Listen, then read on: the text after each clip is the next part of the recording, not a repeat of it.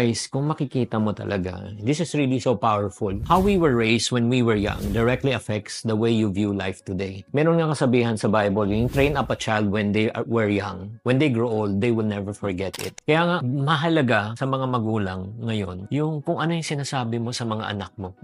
Kung ano yung sinasabi mo sa anak mo, yan ang hindi nila makakalimutan. At saka, whether good or bad. Oo, totoo yun. Like for example, di ba, yung madalas narinig, pag humingi ka ng pera sa magulang, ano parati sagot? Walang pera. Mahirap lang tayo.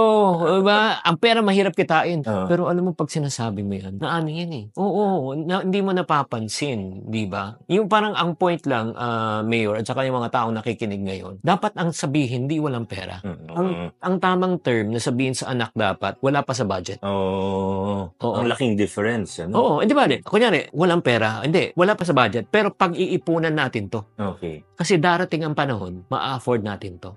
So, nagbibigay ka ng pag-asa sa anak, di ba? Lalo na yung word na mahal. Mahal yan. Alam mo ba, Mayor, na walang bagay na ginawang mahal sa mundo. Ano ibig sabihin? Kasi ang pagbili mo sa isang bagay, mahal o mura, relative yan eh. Kunyari, kumain tayo sa fast food na Jollibee na 50 to 75 pesos. Mura, mahal. Pwede mura. Mura.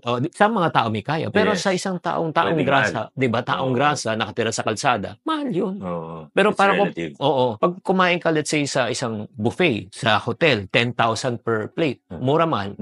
Pero para sa taong kumikita ng milyon. Mura. So, nagigets mo. Dapat huwag mo ring sabihing mahal yan. Sabihin mo, ngayon, wala sa budget. Pero darating ang panahon, ma-afford natin yan. Kaya please lang ako nakikiusap po ako sa inyo. Huwag niyo tatanungin anak niyo, anak, anong gusto mo paglaki mo? Nay, gusto ko maging doktor. Ha? Alam mo kung gaano kamahal yan? Ha? Kukubain na kami. Ay, alam mo, pag yan ang sinasabi mo, dapat sabihin mo sa anak mo, anak, mag-conductor ka na lang.